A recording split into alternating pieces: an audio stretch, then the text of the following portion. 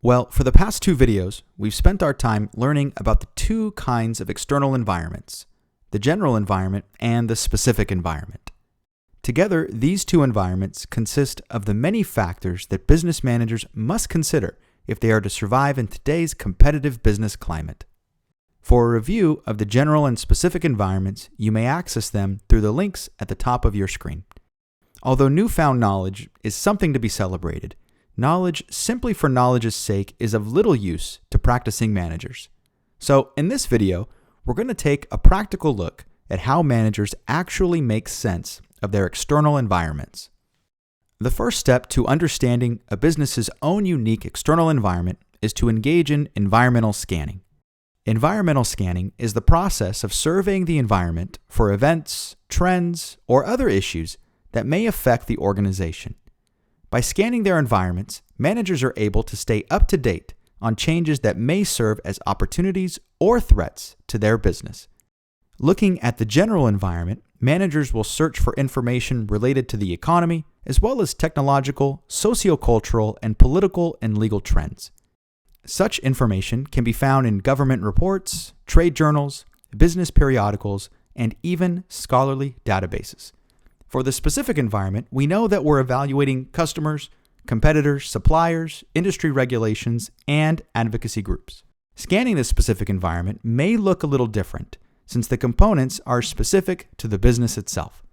Although information sources may vary, customer surveys, company annual reports, industry-specific trade journals, and even professional associations can serve as valuable sources for environmental scanning.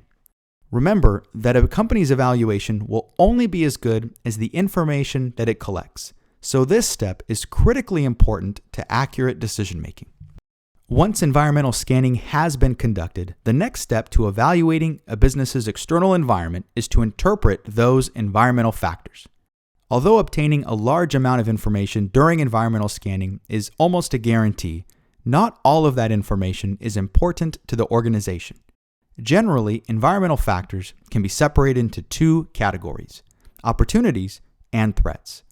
If you've been exposed to the SWOT analysis, then these terms are likely very familiar to you.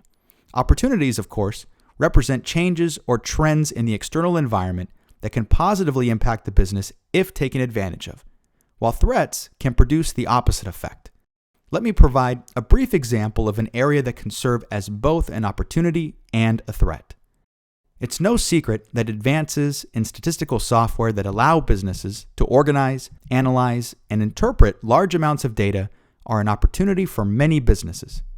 The ability to uncover patterns or habits related to consumer behavior can help businesses better meet the needs of their consumers and increase revenues in the process. Failing to adapt to these changes, though, can be a threat if competitors incorporate the new technology and thus put the business at a disadvantage.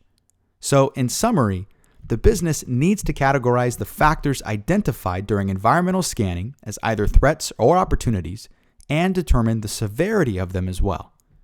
Once the environmental factors have been interpreted, the business is ready to engage in the final step: action. Whatever opportunities and threats have been identified, they need to be acted upon. Opportunities need to be leveraged or capitalized upon, while threats need to be minimized, or better yet, eliminated altogether. Now, in reality, this is by far the most difficult step, because really a series of limitless alternatives exist in terms of how to respond to opportunities and threats. In order to increase the accuracy of decision-making, business managers should clearly outline their business model as well as the important environmental factors being considered. These environmental factors should be factors specific to the business and include components from both the general and specific environments. Once all of these factors are documented, managers can now think through the impact that such factors pose to the business and develop strategies to capitalize on those factors or mitigate the potential risks. Unfortunately, the uncertainty and unpredictability of business environments makes no decision a sure thing. But by carefully walking through these steps, managers can at least make a more rational and informed decision. This has been Evaluating External Environments. For questions, please leave them in the comment box below, and I'll do my best to get back to them in a timely fashion. And remember to subscribe to Alanis Business Academy to have our latest videos sent to you while you sleep. Thanks for watching.